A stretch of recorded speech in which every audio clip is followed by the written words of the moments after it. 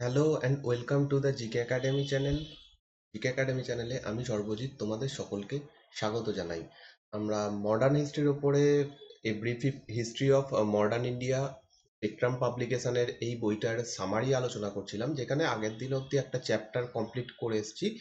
যে চ্যাপ্টারে আমি তোমাদেরকে দেখিয়েছিলাম যে কিভাবে এই সময় দেশীয় রাজ্যগুলোর উৎপত্তি হয়, ইন্ডিপেন্ডেন্ট স্টেট যেগুলো ভারতে এই সময় ছিল সেইগুলো কিভাবে তাদের উৎপত্তি হয়, এবং এইগুলোর কি প্রবলেম ছিল, এই স্টেটগুলোর প্রবলেম কি ছিল, কেন এরা একটা আলটিমেট পাওয়ারে পরিণত হতে পারেনি, এবং তার সঙ্গে দেখেছিলাম যে এই সময় সামাজিক, অর্থনৈতিক ইত্যাদি অবস্থা ভারতের কেমন ছিল। তো আজকে আর একটা নতুন চ্যাপ্টার আমরা শুরু করব, যেখানে আজকে ফার্স্ট ভিডিওতে থাকবে expansion of British power in India. এই চ্যাপ্টারটা আমরা আজকে শুরু করছি, এবং আজকে এই ভিডিওতে আমরা আলোচনা করব ব্যাটেল অফ পলাশি বা পলাশির যুদ্ধ সম্পর্কে। তার আগে কিছু জিনিস দেখে নেব যে ব্রিটিশদের কি সুবিধা ছিল, বা ব্রিটিশরা কেন এখানে এতটা তাড়াতাড়ি বা এতটা ভালোভাবে তারা এক্সপেনশন করতে পেরেছিল, সেই জিনিসগুলো দেখবো। তো যদি আগের দিনের ভিডিওটা না দেখে থাকো বা আগের ভিডিওগুলো যদি না দেখে থাকো, তাহলে তোমরা এই চ্যানেলের প্লেলিস্টে চলে যাও, প্লেলিস্টে আগের ভিডিওগুলো পেয়ে যাবে। প্লেলিস্টে পরপর সাজানো রয়েছে ভিডিওগুলো, আর প্লেলিস্টের লিঙ্ক নিচে ডিসক্রিপশনে দেওয়া রয়েছে।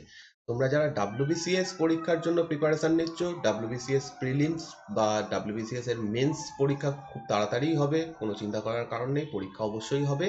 তো সেই পরীক্ষাগুলোর জন্য যারা প্রিপারেশন নিচ্ছ, তাদের জন্য এই ভিডিওগুলো খুব ইম্পর্টেন্ট। ইভেন যারা ডাব্লিউবিসিএস এ হিস্ট্রি অপশনাল নিয়েছো, তাদের জন্য বেস্ট করে এই ভিডিওগুলো তৈরি করছি আমি। তো প্রত্যেকেরই এটা সুবিধা হবে এই ভিডিওগুলোতে। যদি তোমাদের এই ভিডিওগুলো ভালো লাগে, অবশ্যই লাইক, কমেন্ট এবং শেয়ার করো, এবং যদি তোমরা নতুন হও চ্যানেলটা সাবস্ক্রাইব করে নিও। এই ভিডিওর পিডিএফ পেতে এবং অন্যান্য নোটিফিকেশান পেতে নিচের দেওয়া আইডিগুলোতে তোমরা জয়েন করতে পারো। টেলিগ্রাম পেজ রয়েছে, ফেসবুক পেজ রয়েছে, সেখানে তোমরা জয়েন করে রাখতে পারো, যাতে তোমরা এখানে নোটিফিকেশান পেয়ে যাবে, আমি ভিডিও দিলেই নোটিফিকেশান পেয়ে যাবে। আর যদি পিডিএফগুলো চাও, তাহলে টেলিগ্রাম চ্যানেলে তোমাদের যেতে হবে, সেখানে পরপর ভিডিও আপলোড করার পরেই আমি পিডিএফটা আপলোড করে দিই। তো চলো শুরু করা যাক আজকের এই ভিডিও।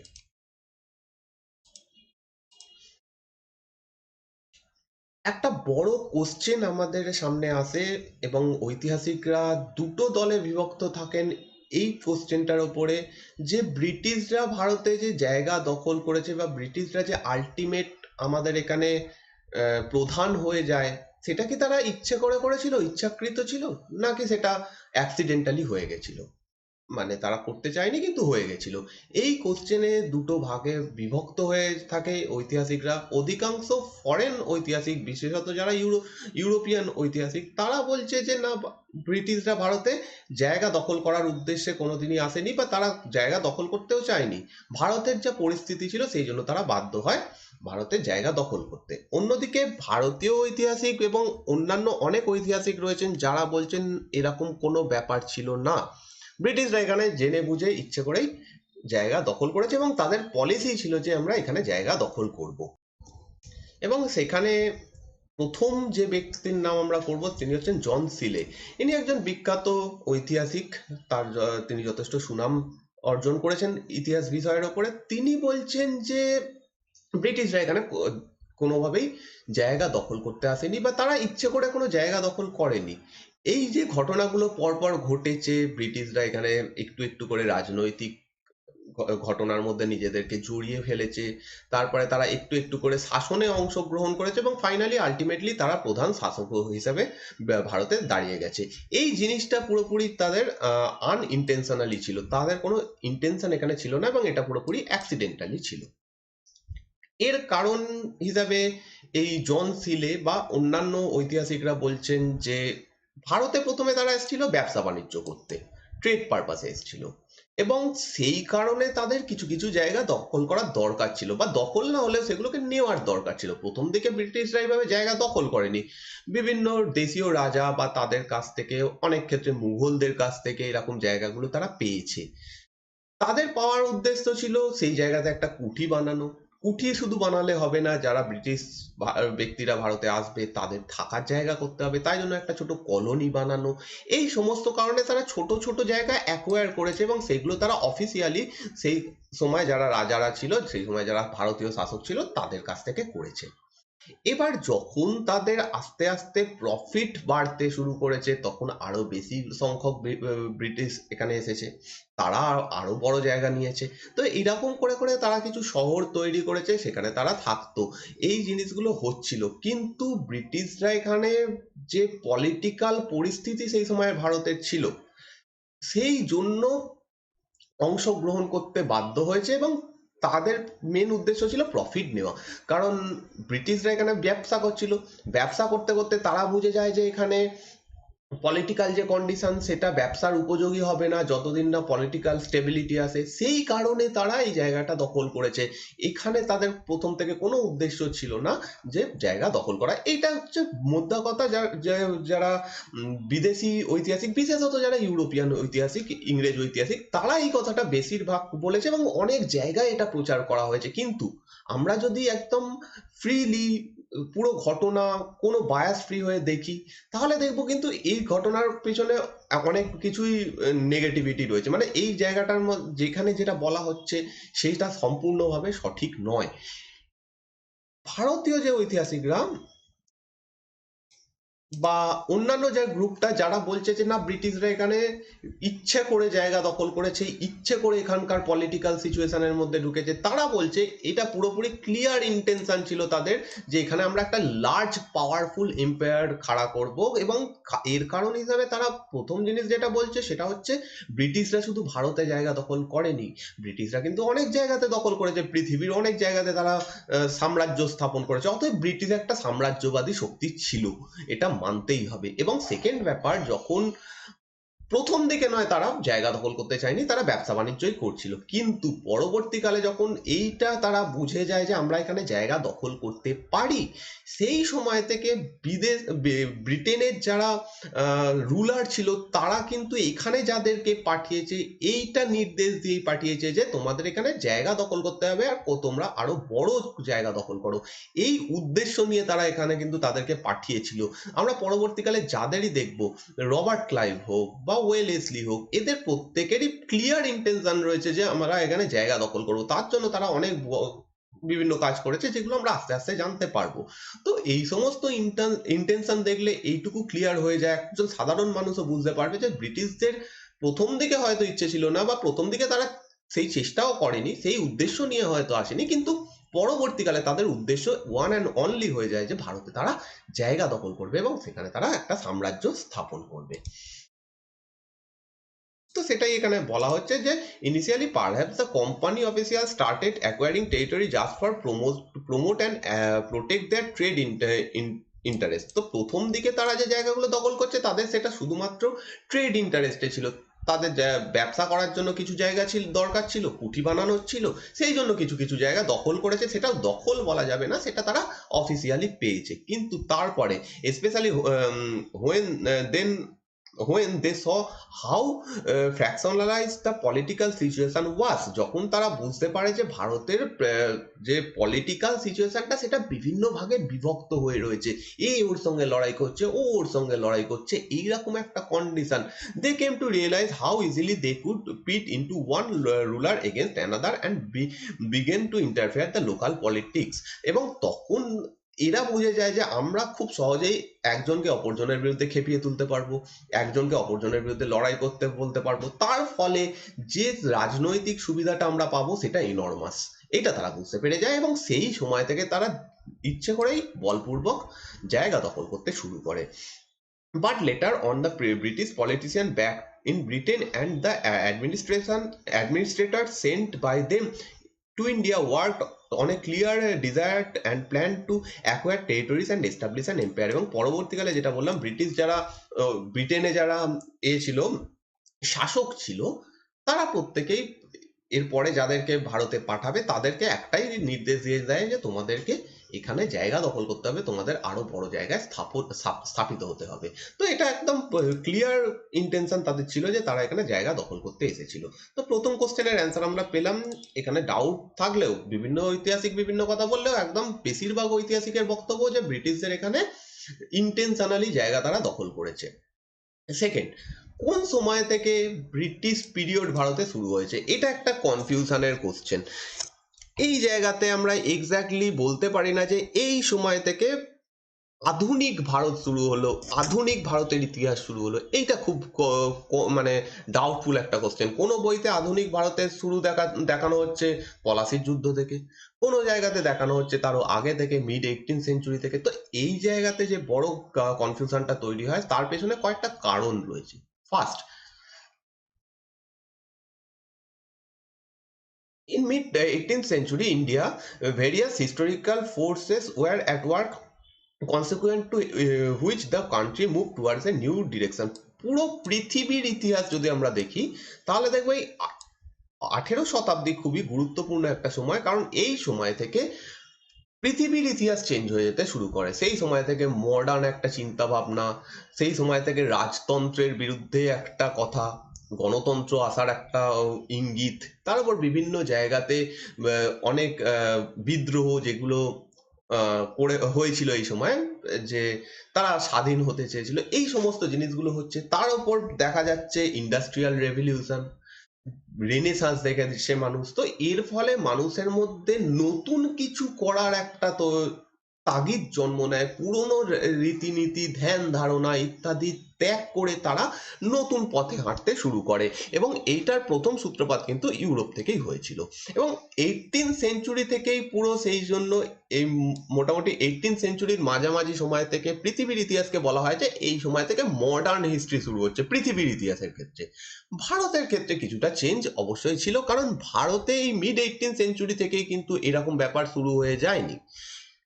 মোটামুটি এখানে অনেকগুলো ঘটনা ঘটেছে, তারপরে এখানে যে সো কল্ড মডার্ন যুগ সেটা শুরু হয়েছে। ব্রিটিশ ঐতিহাসিকদের মত হচ্ছে ভারতে ব্রিটিশরা এসে তারা ভারতীয়দেরকে মডার্ন করেছে, এবং সেই সময় থেকে মডার্ন ইন্ডিয়া বা মডার্ন হিস্ট্রি ভারতে শুরু হচ্ছে। যদিও এটা কন্ট্রোভার্সিয়াল ব্যাপার, আমরা কেন মেনে নেবো এই ব্যাপারটা যে ব্রিটিশরা এসে আমাদেরকে মডার্ন করেছে? কে বলেছে যে এই সময় যদি ব্রিটিশরা না আসতো তাহলে আমরা মডার্ন হতাম না বা আমরাও আধুনিক চিন্তা ভাবনা করতাম না? কে বলেছে যে ব্রিটিশরাই সমস্ত কিছু আমাদের শিখিয়েছে? তো এই নিয়ে অনেক ডাউট রয়েছে। যাই হোক, আমরা একটা জিনিস বলতে পারি, সেটা হচ্ছে ব্রিটিশ এরা শুরু হচ্ছে এই সময় থেকে। মডার্ন ইন্ডিয়া শুরু হচ্ছে এই কথাটা বলতে অ্যাজ এ ভারতীয় খুবই খারাপ লাগে, কিন্তু মডার্ন এরা, মডার্ন যুগ শুরু হওয়ার থেকে বলা যেতে পারে ব্রিটিশ এরা শুরু হচ্ছে। এবং ব্রিটিশ এরা শুরু হয়েছে মানে কিন্তু ব্রিটিশরা আমাদেরকে মডার্ন করে তোলেনি কোনোদিনই। এটা যদি কেউ বলে থাকে যে মানে কেউ যদি বলে, এটা পুরোপুরি ভুল কথা। হ্যাঁ, ব্রিটিশরা অনেক কিছু শিখিয়েছে, এটা এর আগেও হয়েছে। প্রাচীন ইতিহাসে আমরা দেখেছি যে ভারত থেকে অনেকে অনেক কিছু শিখেছে। গ্রিস, রোম এরা ভারত থেকে শিখেছে, চাইনিজ এম্পায়ার ভারত থেকে শিখেছে। তো সেই রকম জিনিস ছিল। একটা সাম্রাজ্য একটা সভ্যতার একটা সভ্যতার থেকে শিখবে, ভালো জিনিসটা নেবে, খারাপ জিনিসটা বর্জন করবে। কিন্তু এইটা যদি জোর করে চাপিয়ে দেওয়া হয় যে ব্রিটিশরা আমাদেরকে মডার্ন করেছে, শিক্ষিত করেছে, এটা পুরোপুরি ভুল ধারণা। এর জন্য কিন্তু ভারতীয়রাই দায়ী আছে, যে ভারতীয়রাই ভারতীয়দের মডার্ন করতে সাহায্য করেছিল। কারণ এর পরবর্তীকালে আমরা একাধিক রিফর্ম দেখব, একাধিক মনীষীদের দেখব, যারা সেরকম ভাবে কাজ না করলে হয়তো আমরা মানে সেই যে চেঞ্জটা সেটা আসতো না। ব্রিটিশদের যে কথা সেটা সম্পূর্ণ এখানে একটা ভুল কথা। যাই হোক, কিছু ঐতিহাসিক মনে করেন যে 1740 খ্রিস্টাব্দ থেকে এই যুগটা শুরু হচ্ছে, মডার্ন যুগ বলো বা ব্রিটিশ এরা বলো, সেটা শুরু হচ্ছে।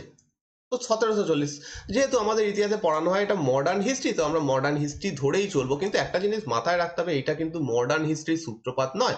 মডার্ন হিস্ট্রির সূত্রপাত আরো পরে হবে, ভারতে যখন নবজাগরণ শুরু হবে তখন থেকে মডার্ন বলা যেতে পারে ভারতীয়রা আস্তে আস্তে হতে শুরু করে। যাই হোক, এই যুগটার সূত্রপাত অনেকে বলছে 1740 থেকে হচ্ছে, যখন ইংরেজ এবং ফ্রান্সের মধ্যে যুদ্ধ শুরু হয়ে যাচ্ছে। এবং এই যুদ্ধটার সূত্রপাত হয়েছিল অস্ট্রিয়াতে, যে পরবর্তী শাসক কে হবে সেই নিয়ে।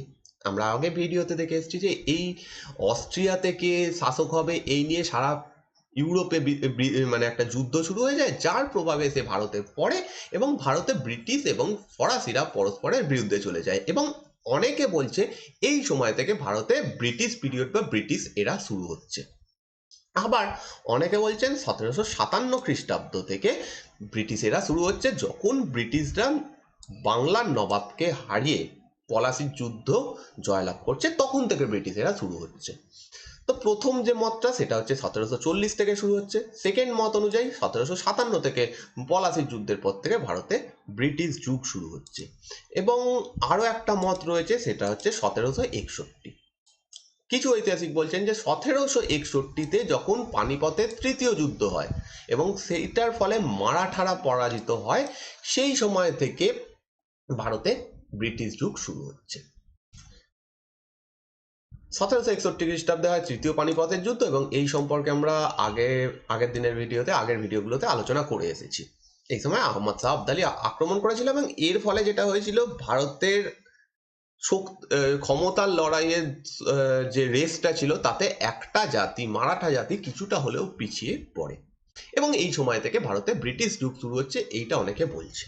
এবার এই তিনটে মতবাদের পেছনে কিছু যুক্তি রয়েছে, আমরা শুধু মুখস্থ না করে একটু ভালোভাবে বুঝলে দেখা যাবে যে আগের যে মতটা দেখানো হচ্ছে, যেখানে 1740 থেকে শুরু হয়েছে, কারণ এই সময়টাকে কিছু ঐতিহাসিক বলছেন তার কারণ এই সময় দুটো জাতি ভারতে ডাইরেক্ট পলিটিক্সে অংশগ্রহণ করতে শুরু করে, একটা হচ্ছে ফরাসিরা আর একটা হচ্ছে ব্রিটিশরা। তারা এই সময় বিভিন্ন দেশীয় রাজ্যদের সঙ্গে চুক্তি করতে শুরু করে, বিভিন্ন দেশীয় রাজ্যদের সঙ্গে একত্রিত হয়ে অপরের বিরুদ্ধে লড়াই করতে শুরু করে, অর্থাৎ ডাইরেক্ট পলিটিক্সের মধ্যে এই সময় ব্রিটিশরা ঢুকে যায়।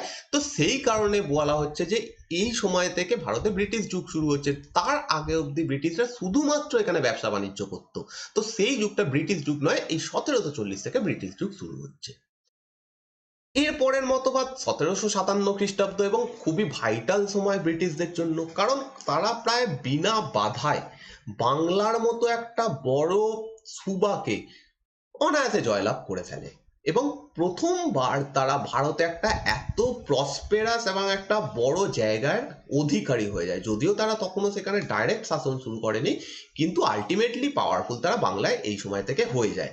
তো কিছু ঐতিহাসিক বলছে এই টাইমটা থেকেই ব্রিটিশ যুগ শুরু হচ্ছে, কারণ ব্রিটিশরা এখান থেকে জায়গা অধিকার করে নিচ্ছে এবং এই বাংলার অর্থে, বাংলার টাকাতেই তারা পরবর্তীকালে পুরো ভারত জয়লাভ করবে।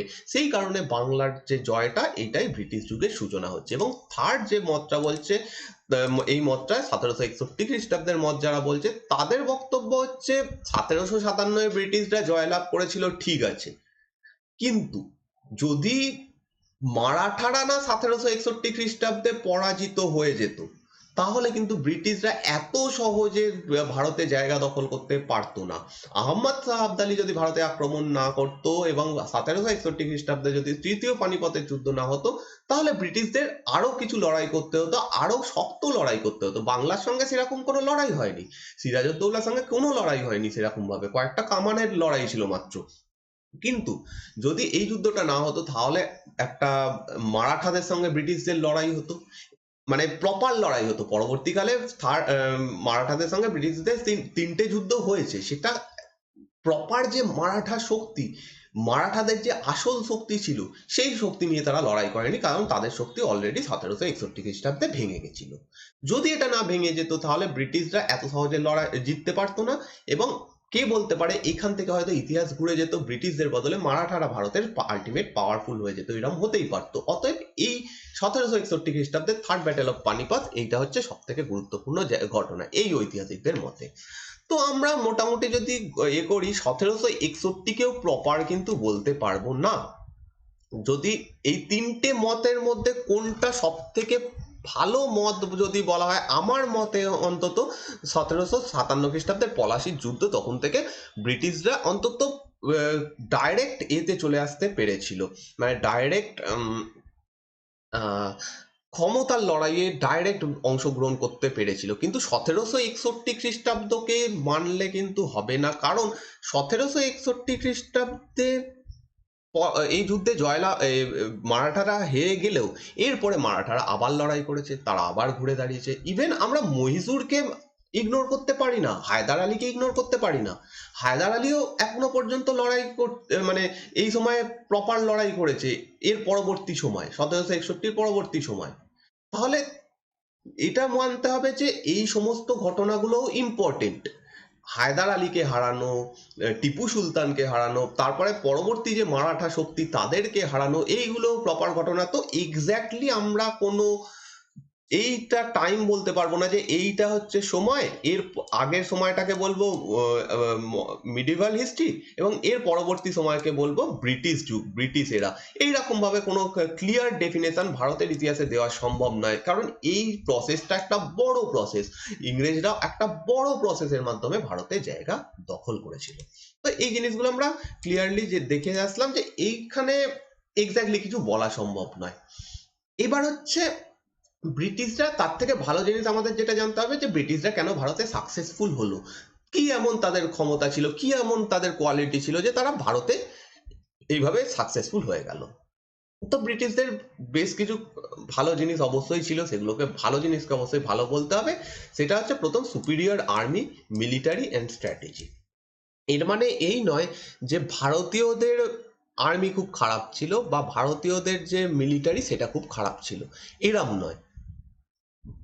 এই সময় ব্রিটিশরা নতুন নতুন টেকনোলজি ইউজ করতে শুরু করেছিল, বরং বলা যেতে পারে ইউরোপীয়রা এই সময় থেকে নতুন নতুন টেকনোলজি ব্যবহার করতে শুরু করেছিল। তো এই সময় নতুন নতুন কামান, নতুন নতুন ধরনের বন্দুক, এই সমস্ত জিনিস ব্যবহার করা শুরু হয়। কামানগুলো এই সময় অনেক হালকা হতো, সহজে এদিক ওদিক নড়ানো যেত, যে জিনিসটা ব্রিটিশরা খুব ভালোভাবে ইউজ করতে পেরেছিল এবং তারা স্ট্র্যাটেজিক্যালি সেটা ইউজ করেছিল। এই কারণে মাত্র 400, 500, 1000 সৈন্য নিয়ে তারা একটা বড় আর্মিকে হারিয়ে দিতে পারতো। কিন্তু অন্যদিকে ভারতীয় আর্মি বীরত্বের দিক থেকে যথেষ্ট ভালো ছিল, তারা বীর ছিল, তারা যথেষ্ট কেপেবল ছিল, কিন্তু তাদের কাছে টেকনোলজি ছিল না। টেকনোলজি না থাকার কারণে তারা ব্রিটিশদের কাছে পিছিয়ে পড়েছিল। ভারতীয় আর্মিরা যে ভারতীয় যে রাজারা যে কামানগুলো ব্যবহার করতো সেগুলো অনেক বড় বড়, সেই ট্র্যাডিশনাল পদ্ধতি, সেই কবে থেকে মুঘলরা ইউজ করছে সেই ধরনের পদ্ধতিতেই তারা যুদ্ধ করত। তার ফলে ব্রিটিশদের সঙ্গে তাদের মেন প্রবলেমটা এখানে এসে যায়।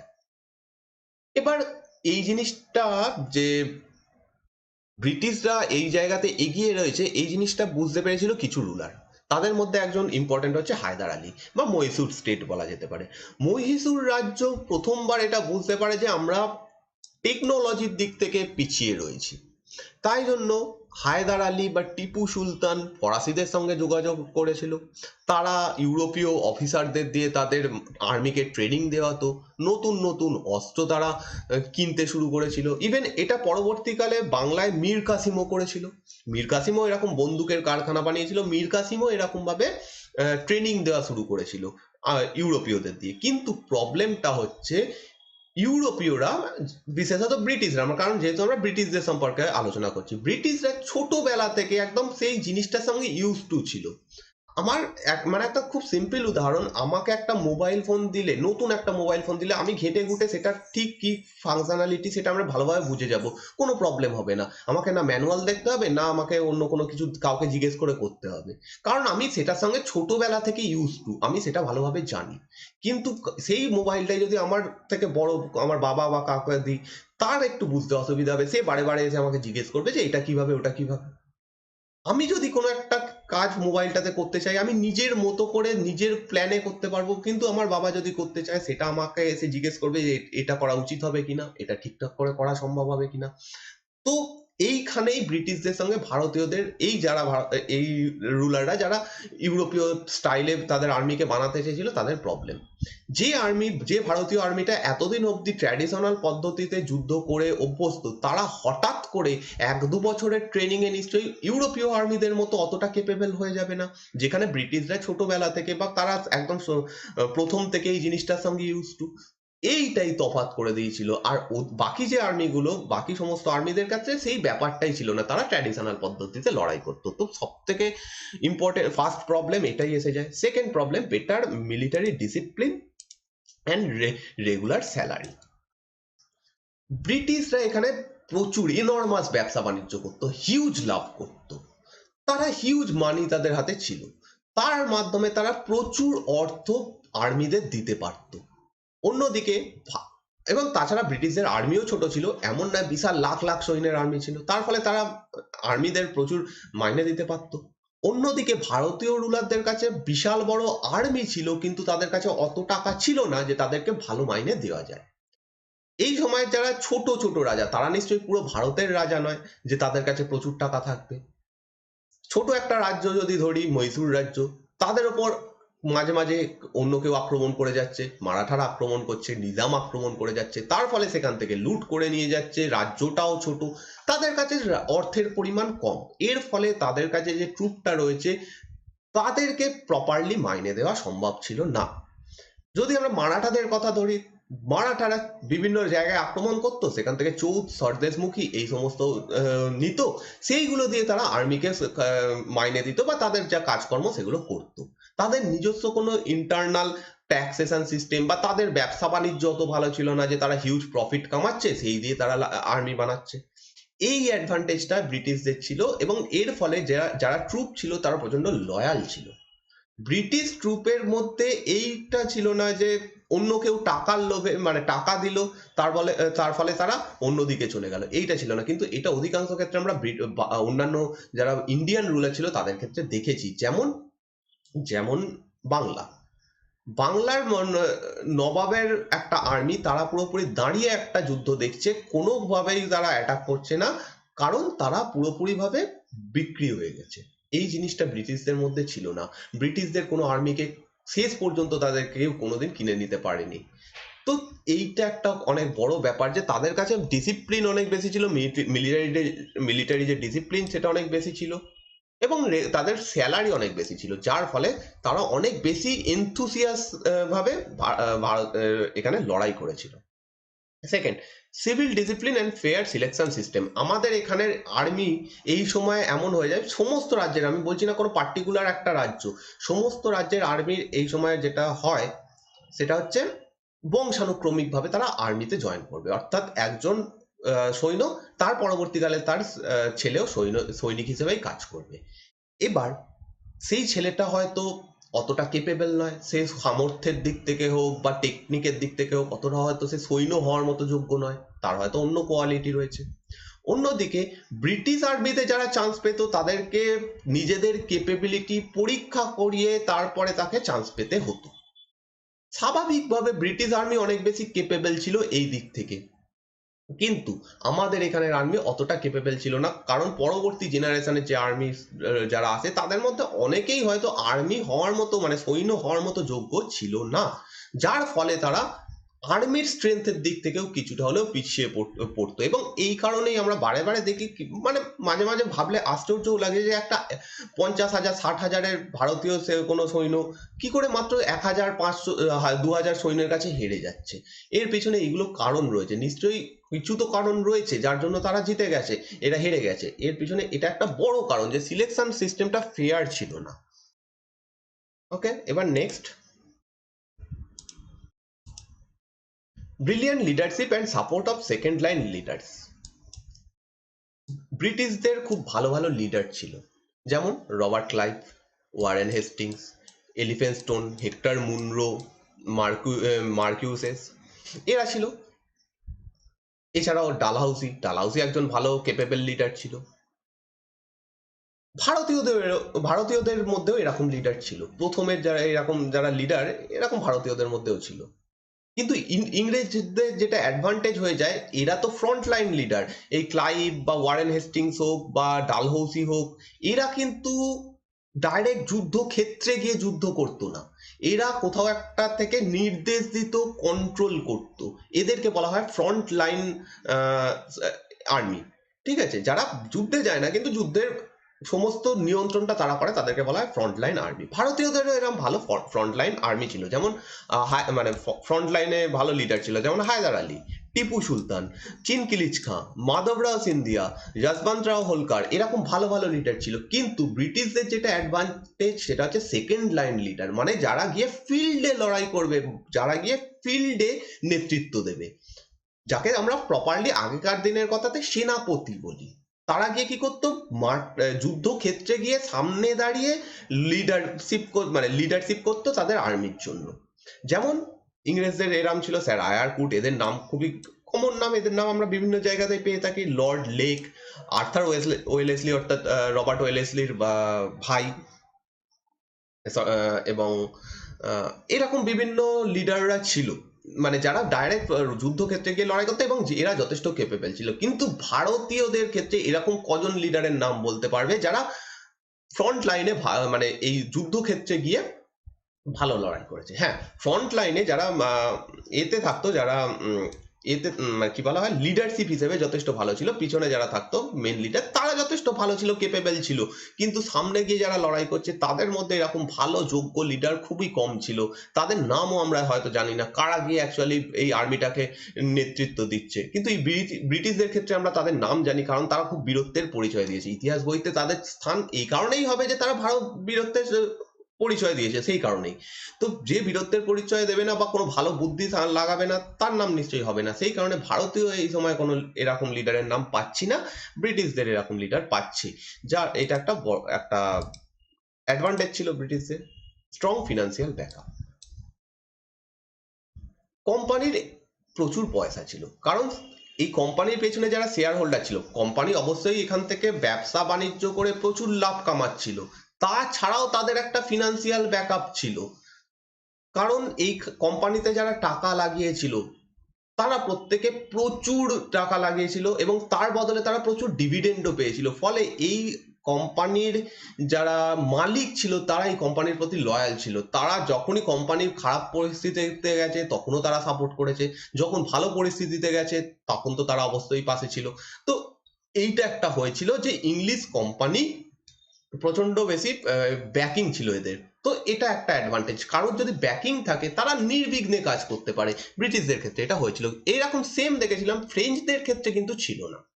ফ্রেঞ্চদের যখনই ডুপ্লে হেরে গেছিল ভারতে, সঙ্গে সঙ্গে তাকে ফিরিয়ে দেশে নিয়ে চলে যাওয়া হয়। কিন্তু এরকম কিন্তু ভারতের এর ক্ষেত্রে হয়নি, ব্রিটিশ ইস্ট ইন্ডিয়া কোম্পানির ক্ষেত্রে।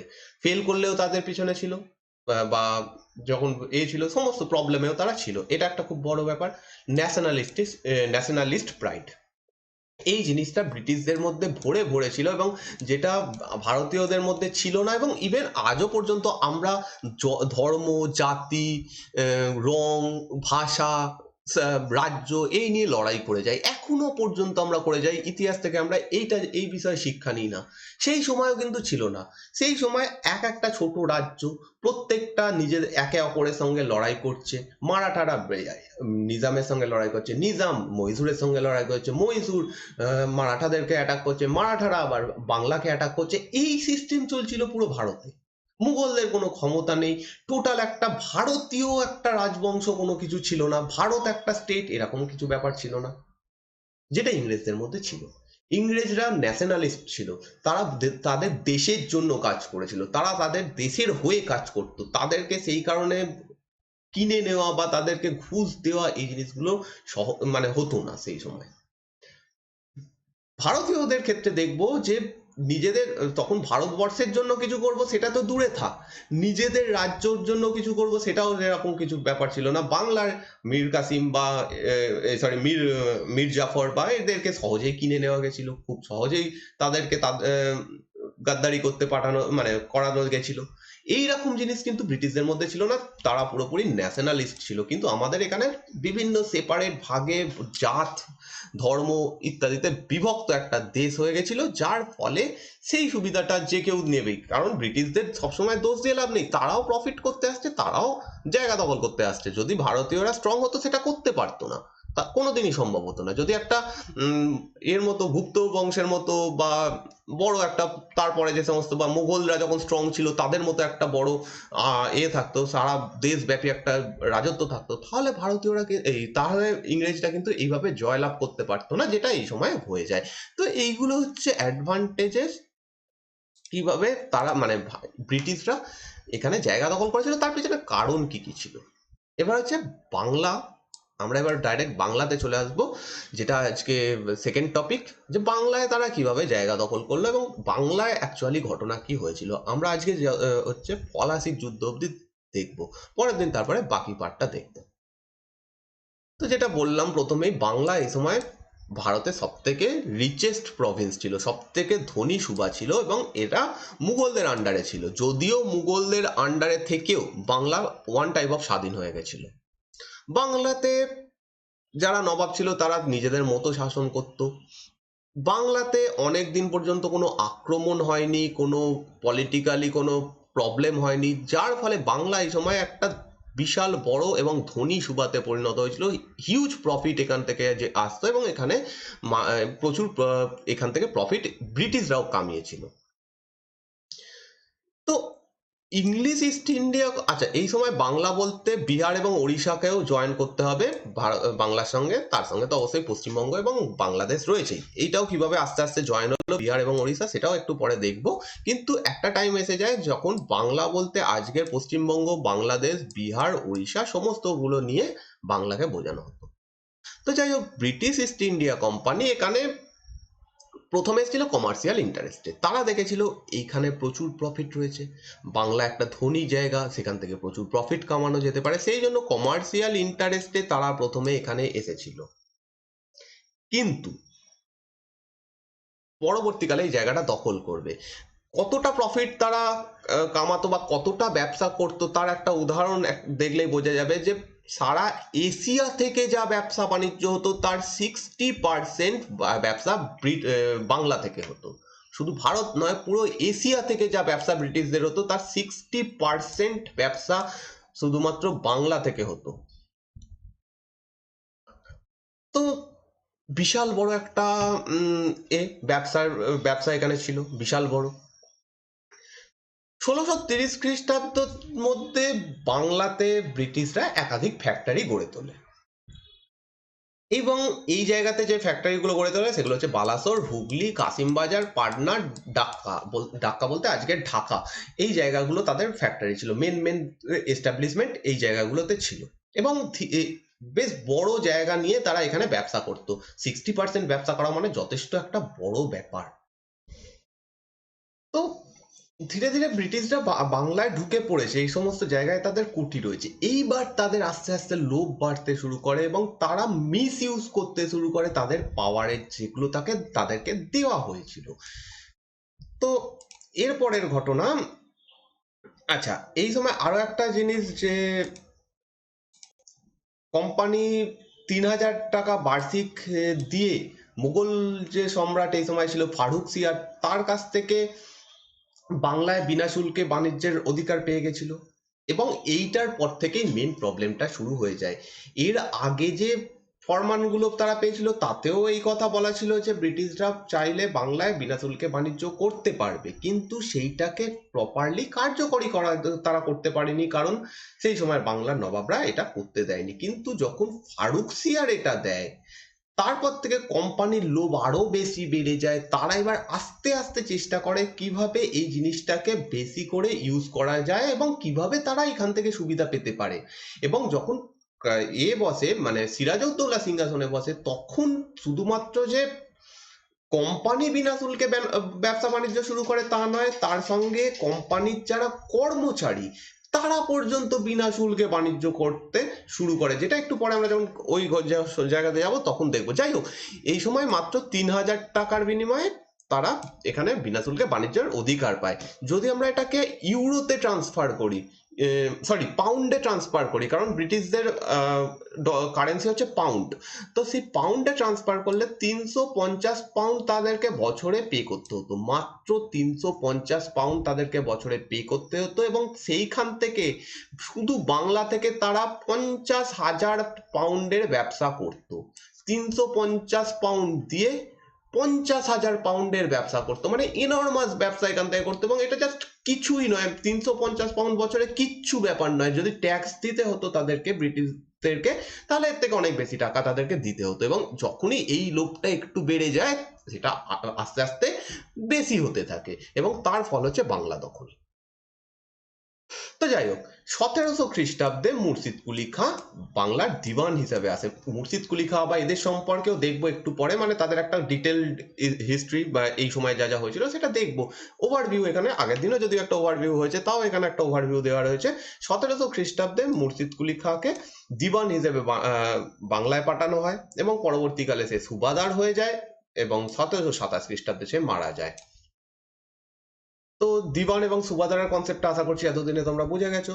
এরপরে হচ্ছে 1727 খ্রিস্টাব্দে তার মৃত্যুর পরে সুজাউদ্দিন সিংহাসনে বসে। সুজাউদ্দিন হচ্ছে তার জামাই ছিল, সনিল্ল, এবং 1739 খ্রিস্টাব্দ অব্দি সুজাউদ্দিন বাংলার নবাব হিসাবে ছিল। এরপরে 1739 থেকে 40 মাত্র 1 বছর সরফরাজ খাঁ সিংহাসনে ছিল, এবং সরফরাজ খাঁ হচ্ছে মুর্শিদ কুলি খাঁয়ের পুত্র ছিল, কিন্তু খুবই অযোগ্য একজন ব্যক্তি ছিল, যার ফলে এই সময় আলীবর্দী খাঁ উঠে আসে এবং আলীবর্দী খাঁ একে হত্যা করে দেয় সরফরাজ খাঁকে, এবং দিয়ে বাংলার সিংহাসন লাভ করে। এবং আলীবর্দী খাঁ 1756 খ্রিস্টাব্দ অব্দি সিংহাসনে ছিল। 1756 খ্রিস্টাব্দে মারা যায়। এবং এর মধ্যে আলীবর্দী খাঁ অনেকগুলো কাজ করে, মারাঠাদের সঙ্গে চুক্তি, তারপরে আলীবর্দী খাঁ বার্ষিক একটা ট্রিবিউটের বদলে বাংলায় মুঘল এম্পায়ারের পুরো ক্ষমতা শেষ করে দেয়, এই সমস্ত কিছু করে। এবং ফাইনালি এর পর থেকে আলীবর্দী খাঁর পর থেকে প্রবলেমটা আসবে। কিন্তু এই মুর্শিদ কুলি খাঁ থেকে 1700 খ্রিস্টাব্দের মুর্শিদ কুলি খাঁ থেকে 1756 খ্রিস্টাব্দে আলীবর্দী খাঁয়ের মৃত্যু অব্দি প্রায় 56 বছর বাংলাতে কোনো রকম ইন্টারনাল প্রবলেম ছিল না, কোনো রকম আক্রমণ ছিল না। হ্যাঁ, মাঝে একটু বর্গী আক্রমণ হয়েছিল, কিন্তু সেটাকেও সর্ট আউট করা হয়েছিল, কিন্তু সেরকম বড় বিদ্রোহ, বড় যুদ্ধের সম্মুখীন বাংলা হয়নি। এই সময় যদি ভারতের অন্যান্য জায়গাগুলো দেখি, তাহলে দেখবো মারাঠারা বারংবার দাক্ষিণাত্যের বিভিন্ন জায়গাতে আক্রমণ করছে, এবং দাক্ষিণাত্যের এই সময় রাজনৈতিক পরিস্থিতি খুবই অস্থির ছিল।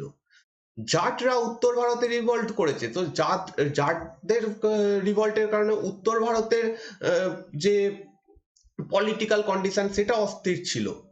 এছাড়া উত্তর ভারতে নাদির শাহ এবং আহমদ শাহ আবদালির যে অ্যাটাক, সেটার ফলে পুরো উত্তর ভারতের যে কন্ডিশন, পলিটিক্যাল কন্ডিশন, সেটাও অস্থির ছিল। কিন্তু সেই সমস্ত জিনিসগুলো বাংলাকে দেখতে হয়নি। প্রায় 56 বছর ধরে একটা শান্তির শাসন চলে, এবং শুধু শান্তি নয়, এই সময় যারা শাসক হয় তারা যথেষ্ট কেপেবল ছিল, তার ফলে বাংলার উন্নতির চরম শিখরে পৌঁছয়। এবং আমরা যে ব্যবসা বাণিজ্যের কথা আগে দেখে এলাম, সেইগুলোর কারণ কিন্তু এই সমস্তগুলোও রয়েছে, যে 56 বছর ধরে ধীরে ধীরে বাংলাকে এতটা উপরে নিয়ে গেছিল এই সমস্ত রুলাররা। তো আমরা এই সময় বাংলার যারা রুলার ছিল তাদের সম্পর্কে একটু দেখে নেবো। মুর্শিদ কুলি খাঁ 1700 খ্রিস্টাব্দে ঔরঙ্গজেবের তখন শাসন, কারণ 1707 খ্রিস্টাব্দে ঔরঙ্গজেব মারা যায়। 1700 খ্রিস্টাব্দে ঔরঙ্গজেব মুর্শিদ কুলি খাঁকে দিওয়ান বানিয়ে বাংলাতে পাঠায়, এবং এই সময় বাংলার যিনি সুবাদার রয়েছেন তিনি হচ্ছেন আজিমুস শান। যদিও আজিমুস শানের সঙ্গে এই মুর্শিদ কুলি খাঁয়ের ভালো সম্পর্ক ছিল না, কিন্তু পরবর্তীকালে যখন আজিমুস শান এখান থেকে চলে যায়, তখন মুর্শিদ কুলি খাঁ এখানে সর্বে সর্বা হয়ে যায়। অফিসিয়ালি কোথাও লেখা নেই যে কবে থেকে মুর্শিদ কুলি খাঁকে সুবাদার বানানো হয়েছে, কিন্তু মোটামুটি ধরা হয় যে 1717 খ্রিস্টাব্দ থেকেই হয়েছে। যাই হোক, 1707 খ্রিস্টাব্দে ঔরঙ্গজেব মারা যায়, এবং ঔরঙ্গজেব মারা যাওয়ার পরে মুঘল সাম্রাজ্যের ধীরে ধীরে পতন আমরা দেখে এসেছি। 1717 খ্রিস্টাব্দে ব্রিটিশরা রয়্যাল ফরমান পায়, এবং এই ফরমান অনুযায়ী তারা বিনা শুল্কে বাণিজ্যের যে অধিকার সেটা পেয়ে যায়, এবং এই ফরমানটা দেয় ফারুকশিয়ার। 1717 খ্রিস্টাব্দেই প্রবাবলি মুর্শিদ কুলি খাঁ এই সময় থেকে সুবাদার হয়। এটার কোনো এক্স্যাক্টলি ঐতিহাসিক কোনো প্রমাণ নেই যে 1717 থেকেই হয়েছিল কিনা, কিন্তু মোটামুটি এরকম সময় বা কিছু আগে থেকে মুর্শিদ কুলি খাঁ বাংলার সর্বে সর্বা হয়ে যায়, এবং এই সময় থেকে সে নবাব টাইটেল নিতে শুরু করে। নবাব হয়ে সে প্রথম যে কাজটা করে সেটা হচ্ছে ঢাকা থেকে মাকসুদাবাদের রাজধানী ট্রান্সফার করে। ঢাকা হচ্ছে আজকের যে ঢাকা, সেটার আগে নাম ছিল ঢাকা, এবং মুর্শিদাবাদের নাম ছিল মাকসুদাবাদ, এবং মাকসুদাবাদের নাম সে চেঞ্জ করে রাখে মুর্শিদাবাদ। 1719 খ্রিস্টাব্দে উড়িষ্যা বাংলার সঙ্গে জয়েন হয়। তো তখনও মুর্শিদ কুলি খাঁয়ের শাসনেই, মুর্শিদ কুলি খান যখন শাসন করছে তখনই ওড়িশা বাংলার সঙ্গে অ্যাড করা হয়, এবং এই অ্যাডটা করেছিল মুঘল বাদশাহ। মুঘল বাদশাহী ওড়িশাকে বাংলার সঙ্গে অ্যাড করে দেয়। এরপরে 1727 খ্রিস্টাব্দে মুর্শিদ কুলি খাঁ মারা যায় এবং তার সন ইন ল বা জামাই সুজাউদ্দিন এবার সিংহাসনে বসে। এরপরে সুজাউদ্দিন। তো 1733 খ্রিস্টাব্দে সুজাউদ্দিনের শাসনকালে বিহারকে আবার অ্যাড করে দেওয়া হয় বাংলার সাথে। তো এর আগে এলো ওড়িশা, 1733 খ্রিস্টাব্দে আসছে বিহার। এবং বিহার স্টেটটা যখন বিহার অঞ্চলটা বাংলার সঙ্গে অ্যাড হয়ে যায়, বাংলার আয়তন অনেক বড় হয়ে যায় এবং তার ফলে শুধুমাত্র বাংলার নবাবের এটা সম্ভব হয়ে ওঠে না পুরো ভারত, পুরো অংশটার মধ্যে শাসন করবে। সেই কারণে বিহার অঞ্চলে একজনকে ডেপুটি গভর্নর নিযুক্ত করা হয় যার নাম আলীবর্দী খাঁ। এবং এই আলীবর্দী খান ধীরে ধীরে এই সময় থেকে উন্নতি লাভ করতে শুরু করে। 1739 খ্রিস্টাব্দে সুজাউদ্দিন মারা যায় এবং সেইখানে সরফরাজ খাঁ সিংহাসন লাভ করে। সরফরাজ খাঁ একজন অযোগ্য ব্যক্তি ছিল এবং এ যখন সিংহাসনে বসে আরাম ঐশ্বর্যের মধ্যে জীবনযাপন করছে, তখন বাংলার মধ্যে একটা প্রবলেম আসতে শুরু করে এবং সেই প্রবলেমটা বেশি দিন স্থায়ী হয়নি, কারণ 1740 খ্রিস্টাব্দে আলীবর্দী খাঁ এই সরফরাজ খাঁর উপরে অ্যাটাক করে দেয় এবং এইখানে একটা যুদ্ধ হয়, যে যুদ্ধের নাম battle of Giria. Battle of Giria বা গিরিয়ার যুদ্ধের মাধ্যমে আলীবর্দী খাঁ বাংলার সিংহাসন লাভ করে এবং এখন থেকে আলীবর্দী খাঁ বাংলার নবাব হয়ে যায়। 1751 খ্রিস্টাব্দে, এবার আলীবর্দী খাঁর শাসন ছিল, এটা হচ্ছে আলীবর্দী খাঁ। 1751 খ্রিস্টাব্দে মারাঠারা বারংবার ভারতে আক্রমণ করে এবং মারাঠারা যখন আক্রমণ করে তখন ব্রিটিশদের সঙ্গে আলীবর্দী খাঁ একটা চুক্তি করতে বাধ্য হয়, কারণ বারংবার আক্রমণ হচ্ছে, প্রচুর ধনরত্ন তারা লুট করে নিয়ে যাচ্ছে। এর আগে অবধি 1751 খ্রিস্টাব্দের আগে অবধি কেউ ব্রিটিশদের সঙ্গে কোনো রকম চুক্তি করেনি। ব্রিটিশরা বারংবার চেষ্টা করে গেছে কিভাবে তাদের যে এই ফরমানটা তারা কাজে লাগাতে পারে, কিন্তু কেউ সেইভাবে গুরুত্ব দেয়নি এতদিন পর্যন্ত। কিন্তু আলীবর্দী খাঁ 1751 খ্রিস্টাব্দে একটা চুক্তি করতে বাধ্য হয় বা বলা যেতে পারে একটা চুক্তি করে, এবং এইখানে শুধুমাত্র আলীবর্দী খাঁ বাধ্য হয় বললে ভুল হবে, ব্রিটিশরাও এগিয়ে আসে এখানে, তারাও চুক্তি করতে বাধ্য হয়, কারণ তাদেরও জায়গা ছিল কলকাতা, সেইখানেও বারে বারে মারাঠারা আক্রমণ করত এবং এই কারণে পুরো জায়গাকে বাঁচানোর জন্য পুরো কলকাতাকে ঘিরে একটা খাল কাটা হয়, যেটাকে মারাঠা ডিচ বা মারাঠা খাল বলা হয়। এখন তার আর অস্তিত্ব নেই এবং কিছু কিছু জায়গায় সেটা এখন লেকে পরিণত হয়েছে, কলকাতাতে অনেক জায়গাতে রয়েছে এটা, সেই মারাঠা ডিচ বলা হতো এটাকে পার করে, যাতে কলকাতার ওপর এই সময় এরা মারাঠারা না আক্রমণ করতে পারে সেই কারণে। তো যাই হোক, ফাইনালি মারাঠাদের সঙ্গে আলীবর্দী খাঁয়ের 1751 খ্রিস্টাব্দে একটা চুক্তি হয় এবং এই সময় মারাঠার নেতৃত্ব যে দিচ্ছিল, মানে বাংলায় আক্রমণ করাতে যে নেতৃত্ব দিচ্ছিল তার নাম হচ্ছে রঘুজি ভোসলে।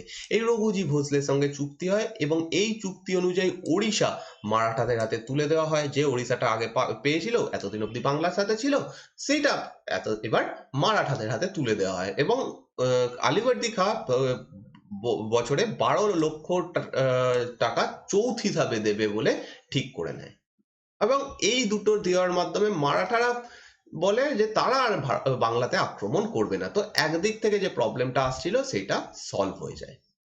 1756 খ্রিস্টাব্দে আলীবর্দী খাঁ মারা যায় এবং সিরাজউদ্দৌলা সিংহাসনে বসে। সিরাজউদ্দৌলা যখন সিংহাসনে বসে তখন তার সামনে একাধিক সমস্যা এসে দাঁড়ায়।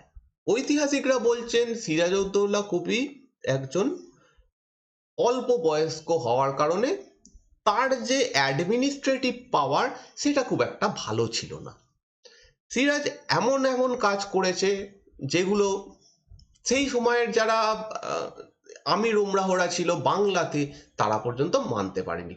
এই জগৎ শেঠ, অমিচাঁদ, রায়বল্লভ, রায় দুর্লভ এরা এখান থেকে সরে যাওয়ার, সিরাজের পাশ থেকে সরে যাওয়ার মেন কারণ হচ্ছে সিরাজ অ্যারোগেন্ট ছিল।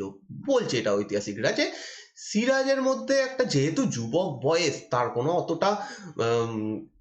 অতটা নেই, মানে এক্সপিরিয়েন্স নেই, সেই কারণে এই প্রবলেমগুলো এসেছিল। তার উপরে সিরাজের সামনে অনেকগুলো শত্রুতাও খাড়া হয়ে যায়। সিরাজ এগুলো বুঝতে পারেনি, তার অগোচরে এই জিনিসগুলো হয়ে যাচ্ছে, যেহেতু তার মধ্যে এক্সপিরিয়েন্সের অভাব ছিল। তো তার সামনে কি চ্যালেঞ্জ ছিল?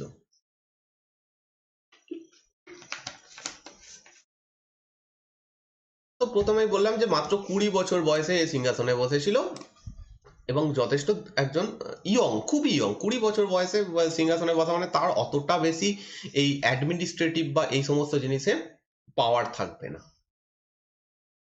সিরাজ আলীবর্দী খাঁয়ের পুত্র নয়, সিরাজ হচ্ছে আলীবর্দী খাঁয়ের যে কন্যা ছিল, ছোট কন্যা, তার পুত্র। ওকে, এবার আলীবর্দী খাঁয়ের 3 কন্যা ছিল। 3 কন্যার পরিবারের প্রত্যেকেরই অধিকার ছিল সিংহাসন লাভ করার। শুধুমাত্র এই সিরাজউদ্দৌলা ছিল না, কারণ যদি পুত্র হতো তাও একটা কথা ছিল।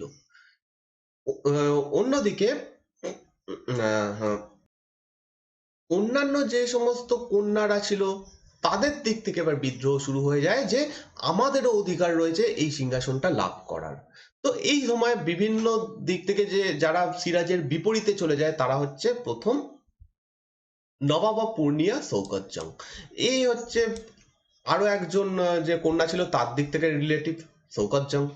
অন্যদিকে ঘসেটি বেগম, এ হচ্ছে ঢাকার নবাবের বিধবা ছিল, ঢাকার যে নবাব ছিল সে তার বিধবা, এবং ঢাকার নবাব হচ্ছে এই ঘসেটি বেগম হচ্ছে আলীবর্দী খাঁয়ের মধ্যম পুত্র, মানে মেজ মেজ কন্যা, এবং তার যে স্বামী ছিল, হাজবেন্ড ছিল, সে হচ্ছে ঢাকার নবাব, সে মারা যায়। এবং এই ঘসেটি বেগম এবার বলে আমারও অধিকার রয়েছে এই সিংহাসনের ওপরে। তো একদিকে শৌকত জং সব থেকে বড় যে কন্যা ছিল তার দিক থেকে আসছে, মেজ যে কন্যা তার দিক থেকে সে নিজেই চলে আসছে ঘসেটি বেগম, এরা দুজন এসে দাঁড়িয়ে যাচ্ছে, এবং ছোট জনের তো পুত্র হচ্ছে সিরাজ। এবং অন্যদিকে সিরাজের আর্মির দিক থেকে যে ছিল মীর জাফর, আর্মির যে প্রধান এই সময়, সে এবার বিদ্রোহী হয়ে ওঠে। সে এবার ধীরে ধীরে ইংরেজদের সঙ্গে মিশতে শুরু করে, এবং শুধু ইংরেজ নয়, বাকি যারা এই সময় সিরাজের বিপরীতে ছিল তাদের সঙ্গে হাত মেলাতে শুরু করে। এবং বাকি যারা এই সময় ছিল তারা হচ্ছে জগৎ শেঠ, অমিচাঁদ, রায়বল্লভ, রায়দুর্লভ। তো এতজন সিরাজের বিপরীতে চলে যাচ্ছে, এবং এরা জাতা ব্যক্তি নয়। শৌকত জং একজন নবাব, একটা জায়গাকার নবাব। হ্যাঁ, সিরাজ সবার উপরে, তার আন্ডারে, মানে বাংলা হচ্ছে বাংলার নবাব সবার উপরে, তার আন্ডারে বিভিন্ন যে ছোট ছোট রাজ্যগুলো ছিল সেইগুলো, যেমন আমরা দেখেছিলাম যে আলীবর্দী খাঁ বিহারের নবাব ছিল, তেমনি ভাবে এই সময় পূর্ণিয়া বলে যে জায়গাটা, সেটাও একটা আলাদা এরকম ছোট রাজ্য ছিল, সেটার নবাব ছিল শৌকত জং। তার একটা যথেষ্ট বড় পাওয়ার রয়েছে, তার একটা ফলোইং রয়েছে, তার একটা আর্মি রয়েছে, তারও একটা অধিকার রয়েছে। সব থেকে বড় কথা, ঘসেটি বেগম ঢাকার নবাবের বিধবা ওয়াইফ, তারও একটা রয়েছে, আর্মি রয়েছে, তারও ফলোয়ার রয়েছে। মীর জাফর, যার হাতে পুরো আর্মির দায়িত্ব, সে একটা বড় বিদ্রোহী। এবং ফাইনালি জগৎ শেঠ, অমিচাঁদ, রায়বল্লভ, রায়দুর্লভ, এরা প্রত্যেকেই এই সময় বাংলার একজন গণ্যমান্য ব্যক্তি ছিল। জগৎ শেঠকে বলা হতো এই সময়ের ব্যাংকার, সে নবাবকে পর্যন্ত টাকা ধার দিত, ব্রিটিশদের টাকা ধার দিত, মানে বিশাল বড় লোক একজন ব্যক্তি ছিল এই জগৎ শেঠ।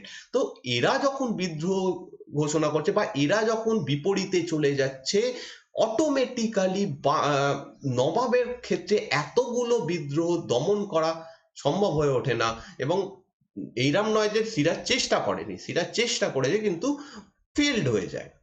এতগুলো বিদ্রোহ একসাথে একজন 20 বছর বয়স্ক বালক সে চেষ্টা করেও সামলাতে পারবে না। হ্যাঁ, যদি তার সঙ্গে কিছু ভালো লোক থাকতো, যারা এক্সপিরিয়েন্সড, যারা এই ব্যাপারে যথেষ্ট জ্ঞানী, সেরকমও কেউ সিরাজের সঙ্গে ছিল না, তাদের অধিকাংশ বিদ্রোহ করে দিচ্ছে। এবং ফাইনালি যেটা হয়, এই সমস্ত গ্রুপটার সঙ্গে ইংরেজরা কিভাবে লিঙ্ক হলো, ইংরেজরা এই সময় থেকেই চেষ্টা করছে যে কিভাবে বাংলাতে বিনা শুল্কে বাণিজ্য করা যায় এবং কিভাবে নবাবের যে পাওয়ারটা সেটাকে একটু করে কমানো যায়। যখন তারা দেখছে যে এরকম একটা ছোট বাচ্চা সিংহাসনে বসছে, তারা এটার অ্যাডভান্টেজ নেওয়া শুরু করে। তারা এবার এখানে বিনা শুল্কে বাণিজ্য করতে শুরু করে। এবং আগে যেরকম বললাম, শুধুমাত্র কোম্পানি বিনা শুল্কে বাণিজ্য নয়, তারা তাদের যারা কর্মচারী রয়েছে তারা পর্যন্ত বিনা শুল্কে বাণিজ্য করতে শুরু করে। এবং যখনই এতজন ব্যক্তি, কোম্পানি তো একটা বড় সোর্স, তার উপরে তাদের প্রচুর কর্মচারী রয়েছে, তারা প্রত্যেকে যখন বাংলাতে বিনা শুল্কে বাণিজ্য করছে, তার ফলে নবাবের যে ট্যাক্সের পরিমাণ সেটা হিউজ পরিমাণে কমে যাচ্ছে। কারণ এদের জিনিসের দাম অনেক বেশি কম হতো, তুলনায় বাংলায় যারা এই সময় ব্যবসায়ী ছিল তাদের জিনিসের দাম অনেক বেশি হতো, যার ফলে নবাবের ট্যাক্সের পরিমাণ কমে যায় এবং এই জিনিসটা নিয়ে বিরোধ তৈরি হয়।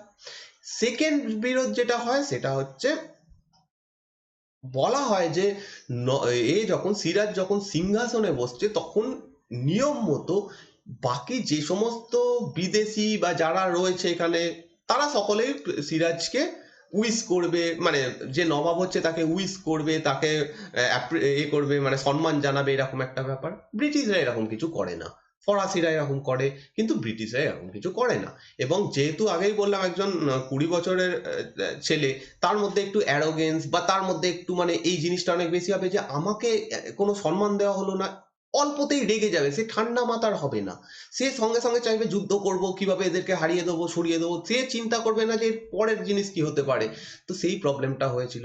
তো সিরাজের সঙ্গে ইংরেজদের একাধিক এরকম প্রবলেম আসতে শুরু করে। প্রথম প্রবলেম অবশ্যই ব্যবসা বাণিজ্য নিয়ে, সেকেন্ড প্রবলেম হচ্ছে ওই ওই ঘটনাটা নিয়ে, তারপরে আরো প্রবলেম রয়েছে, সেগুলো দেখবো। কিন্তু তার আগে সিরাজ কিছু কিছু কাজ করে।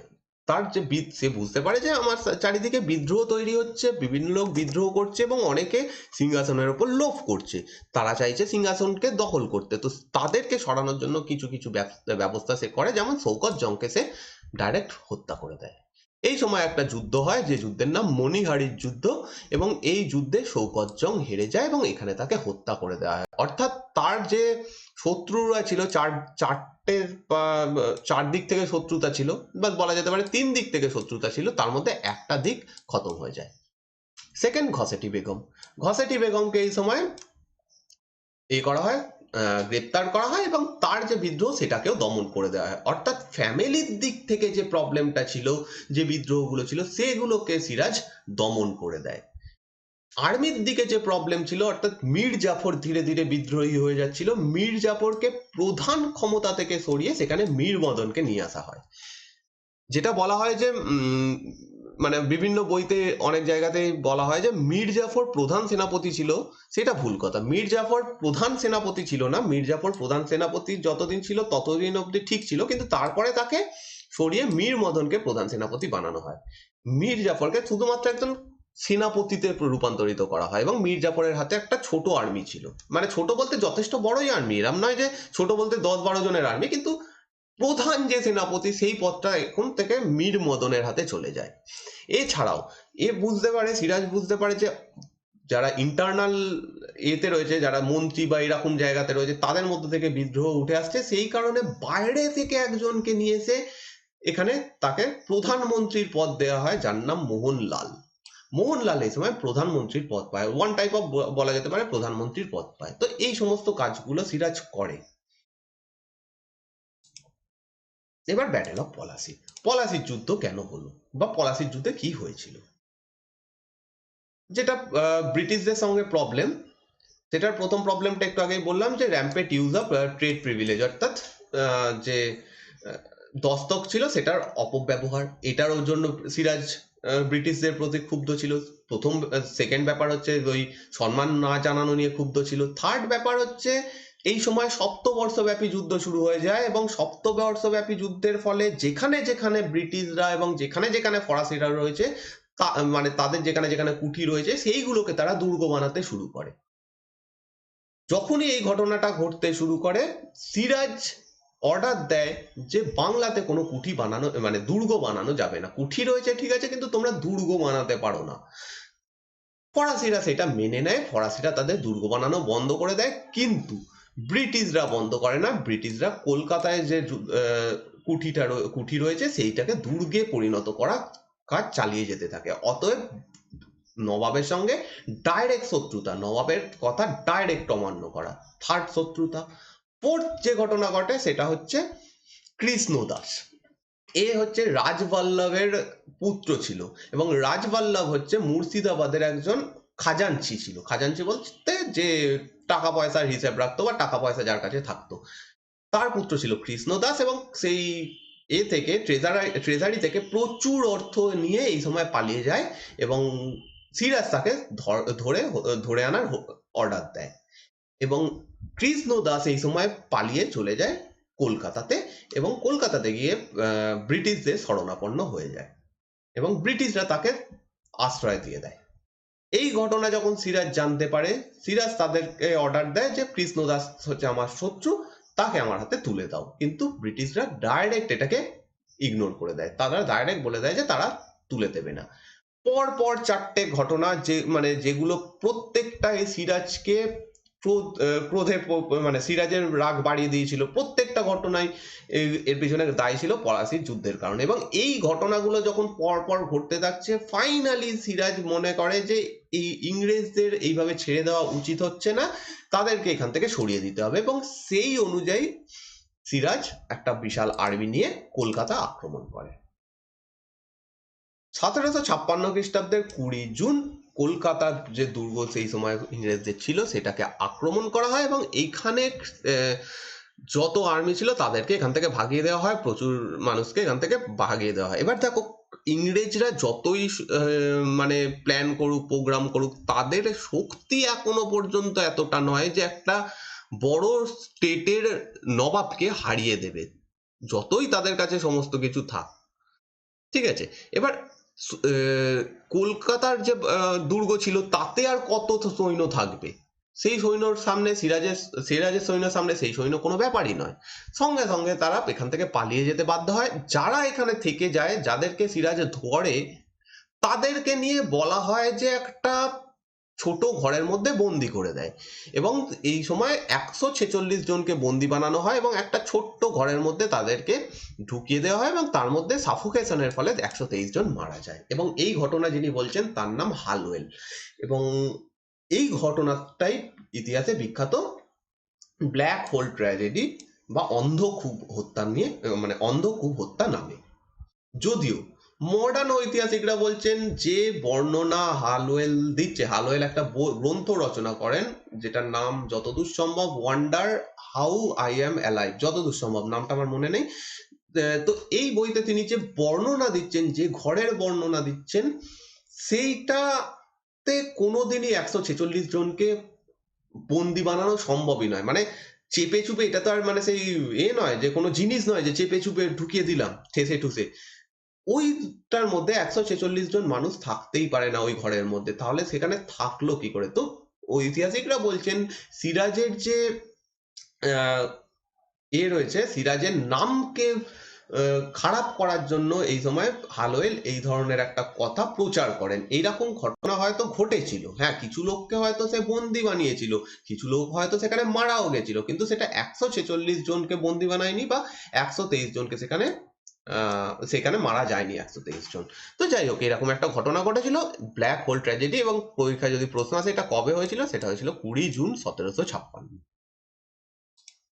এইবার এই ঘটনা যখন ঘটে, কলকাতা যখন ব্রিটিশদের হাত থেকে হাতছাড়া হয়ে যায়, তখন ডাক পড়ে সেই ব্যক্তির যে এতদিনে সাউথ ইন্ডিয়াতে মানে স্টার হয়ে গেছে, তার নাম হচ্ছে রবার্ট ক্লাইভ। রবার্ট ক্লাইভের সম্পর্কে আমরা দেখেছিলাম যে ফরাসিদের কিভাবে তারা হারিয়ে দেয়, কিভাবে তাদেরকে এখান থেকে পুরো সাউথ ইন্ডিয়া থেকে বিতাড়িত করা হয়, এবং সেই ঘটনার পরে রবার্ট ক্লাইভ ব্রিটিশ কোম্পানির কাছে একজন স্টারে পরিণত হয়েছে এবং যখনই কলকাতার মতো একটা বড় জায়গা তাদের হাত থেকে চলে যায়, তখন এই রবার্ট ক্লাইভের ডাক পড়ে এবং রবার্ট ক্লাইভ সেই সময়তে মাদ্রাজে ছিল, ম্যাড্রাস। সেইখান থেকে রবার্ট ক্লাইভ এবং আর একজন অ্যাডমিরাল ওয়াটসন, এরা দুজন কলকাতায় আসে। এবার সিরাজ এখানে জয়লাভ করে, কলকাতার জয়লাভ করে সেই জায়গার নাম চেঞ্জ করে দেয়, যার নাম রাখে আলীনগর, এবং আলীনগরে একজনকে বসিয়ে দেয় অ্যাজ গভর্নর, দিয়ে সে সেখান থেকে আবার মুর্শিদাবাদে চলে যায়।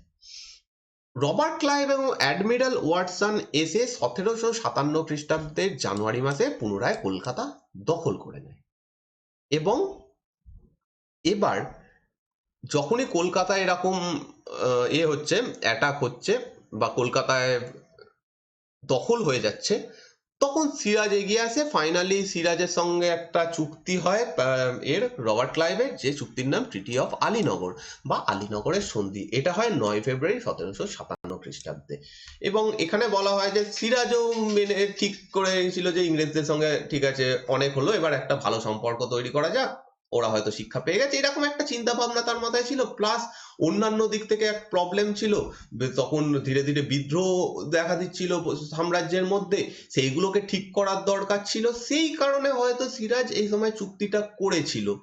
তো যাই হোক, আলীনগরে সন্ধি সিরাজ করে 1757 খ্রিস্টাব্দের 9 ফেব্রুয়ারি।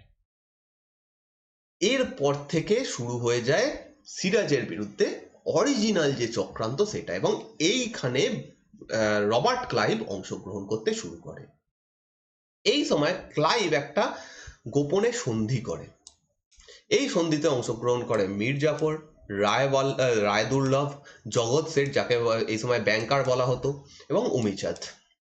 মেন ইনফ্লুয়েন্সিয়াল যারা ব্যক্তি ছিল, ধনী ব্যক্তি ছিল, তারা সকলে এখানে অংশগ্রহণ করে। প্লাস মীর জাফর, যার হাতে একটা বড় আর্মি রয়েছে, তারা সকলে রবার্ট ক্লাইভের সঙ্গে একটা চুক্তিতে স্বাক্ষরিত করে। এবং এই ডিলে বলা হয় যে মীর জাফরকে যদি সিরাজের পরবর্তী নবাব বানানো হবে। যদি এরা একসাথে সাথ দেয় ইংরেজদের, তাহলে সিরাজকে হারানো হবে, সিরাজকে গদিচ্যুত করা হবে, এবং সেখানে একে মীর জাফরকে নবাব বানানো হবে, এবং তার বদলে মীর জাফর কোম্পানিকে কিছু রিওয়ার্ড দেবে।